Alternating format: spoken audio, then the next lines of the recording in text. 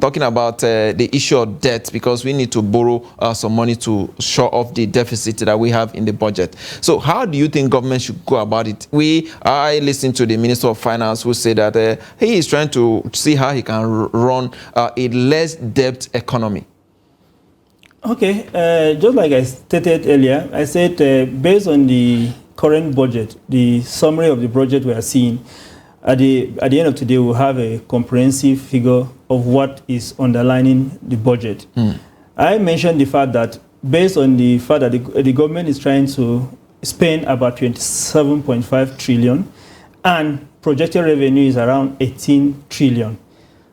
There's a gap of about 9.5 trillion. Before now, government borrowed more from the foreign banks. And that has also significantly affected our economy as a whole, because the cost of servicing foreign debt is far, far higher than what we have locally.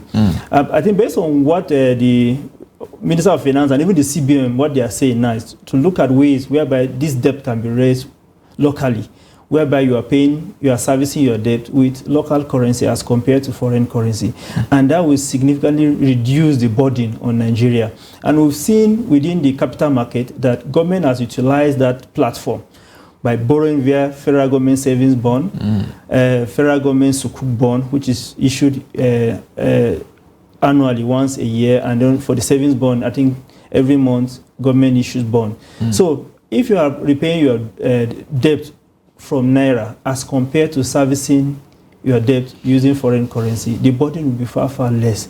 But as we await the presentation of the budget, and which will be made public to analysts to look at and really ascertain the direction of the economy, it will give us an insight on what the players, as in the captains of industries, are actually planning for the Nigeria as a whole. Indeed, quite a whole lot there. So should we be excited? Should Nigeria be excited? You talk about this is more like going to expand the economy. Should we be excited with 27 trillion budget? We should be excited. You and I know that once there's an expansionary budget, it means that there will be so much activities that will touch virtually every aspect of the economy. And we should be excited. But the only fear, just like I mentioned, is the huge debt the huge deficit that we have in that budget as proposed.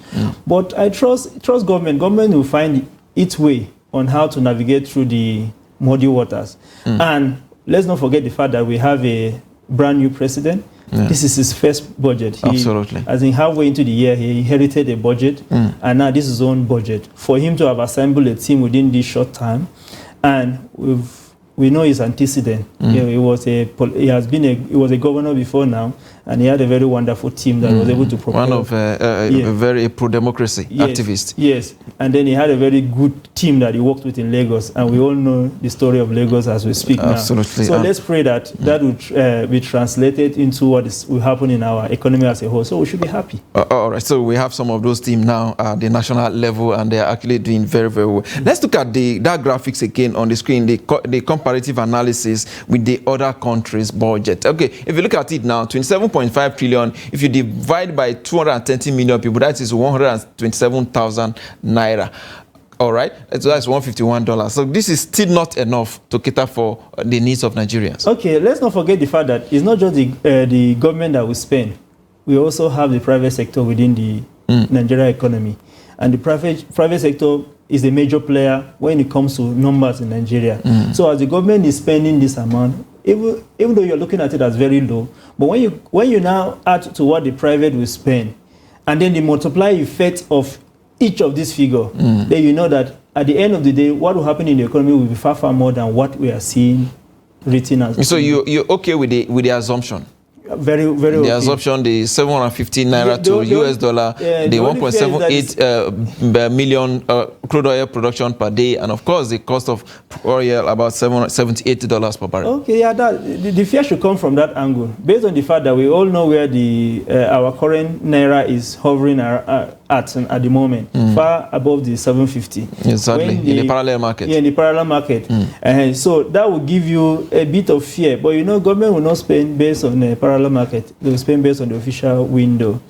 But the reality is that the reality is that the parallel market is where a lot of Nigerians go. That's true. That's true. All right. Okay. Let's look at the comparative analysis now. If you look at the budget of South Africa, there is a country of 59.39 million people. They have a budget of $132 billion US. Algeria, 44 million, $98 billion. Egypt, 109 million, $97 billion. Nigeria, 213 million people, $34 billion. The largest economy in Africa. Oh, okay. Yes. When you look at these comparative figures, you'll be scared. But as an analyst, I will not be scared based on the fact that I know that when you compare, if we are to put these figures side by side with the private sector participation of Nigeria as compared to some of these countries now, these figures will allay your fears and give belief to whatever budget the president has presented now. This one is we're looking at just the government expenditure aspect of the economy, while the private sector may even do much more than what the government will do at the end, will spend at the end of the day. So you're looking at this figure now. South Africa, Algeria, and Egypt, they are big economies too. And we all know that and they enjoy some relative stability compared to us. As compared to us. And you know, you cannot forget the fact that when you look at some issues that are confronting Nigeria now as compared to this country, we actually we are having some challenges in the area of insecurity, unemployment, and the like. So basically, I feel the fears are there, but we should be patient. We should be optimistic. Yes, optimistic and allow the current. All right. After all, this is a renewed hope government. Our hope should continue to be hopeful. Yes. Now, let's look at some of the reforms now that have been carried out by this government. The subsidy removal, the exchange rate unification window. Quite a whole lot has happened. But all these reforms have been applauded by international partners. Many of them have said, oh, Nigeria is going in the right direction. But the same cannot be said about the quality of life of Nigerians. You are spot on in that regard. Based on the fact that the quality of life in Nigeria is still a major issue. And for the government to have come up to just with this reform now, by taking out the subsidy on their first day of administration. So that was ill timing for me. That's what I would say, because there are no incentive and there are no policies by government to cushion the effects of that policy on the masses and even the workers. So this is actually affecting the masses significantly. Government would have waited a bit, maybe probably a month or two, even though they said there was no provision from the day they were going to start. But since it's the same party that took over power, they would have had a handshake. Absolutely, and a proper handing over. Proper handing over. See how they can run with what the former administration was running with for some times.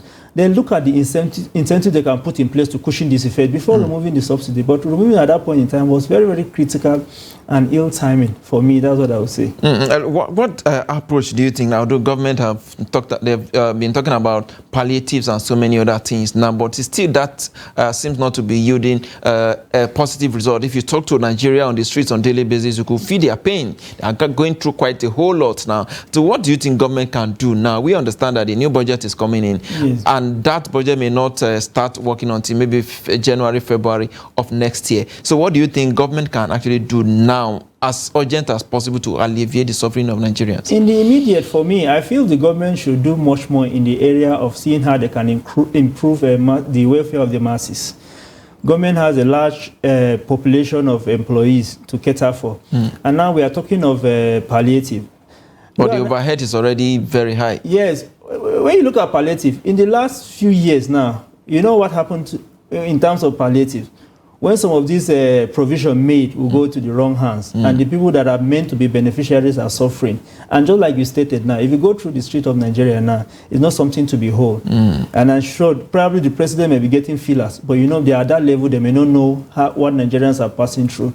So what government should do at this point in time, not that there is pressure from labor and other organized union, the government can look at ways on how they can improve the welfare of their citizen workers. In terms of looking at the minimum wage, we are still at 33,000 naira per worker. That needs to be reviewed. Which is a far cry as compared to removing fuel subsidy and price of PMS, which is a major component of the Nigeria economy, moving from about 119 naira to 600. That is a very tough one. Absolutely, very, very tough one there.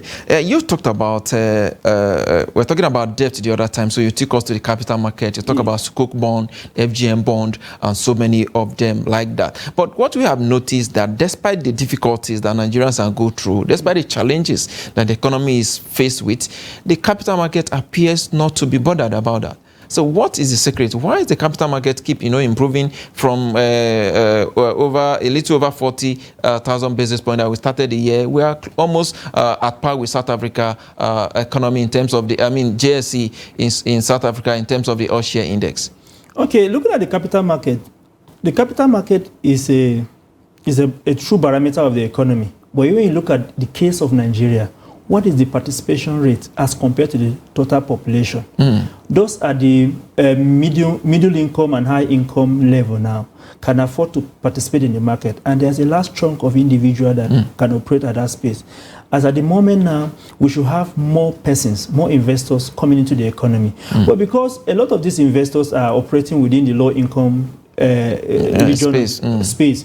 So it's very difficult to come in. That the market is gradually firming up in terms of ASI and even market capitalization pushing up. Just show you that there are people that had these funds that were looking for where to invest in this fund. Now they are beginning to bring out this fund. But in order to even get much more, now then government need to do something as quickly as possible. The market is there.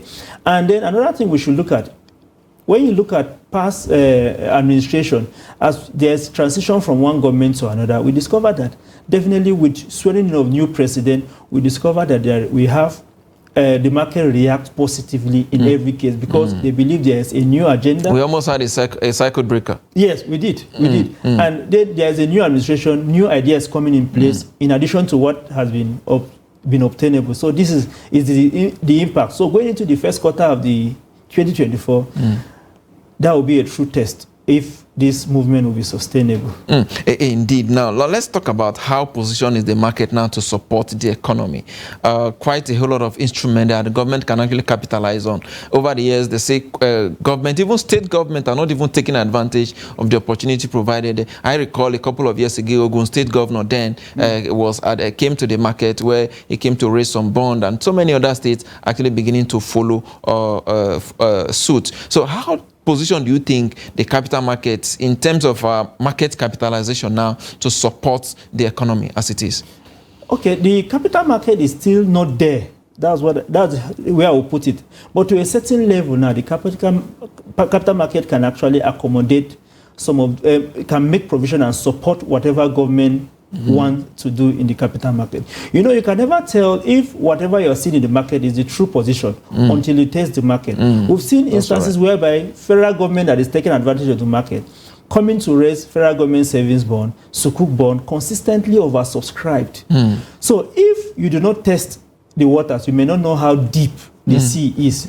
So for state government, I think I had an instance whereby I approached a state government with a proposal to raise bond within the market to get whatever they needed to get. Because going to foreign financial institution to get this loan, now the cost of servicing will be too critical and too deep for them to swallow.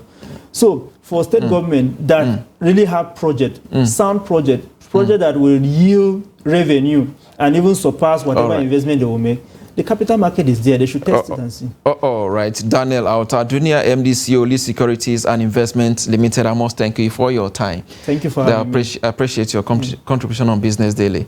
With that is a wrap on the show today. We'll be back again tomorrow for more, of course, to analyze the budget that will be presented right about now at the National Assembly. Don't go away.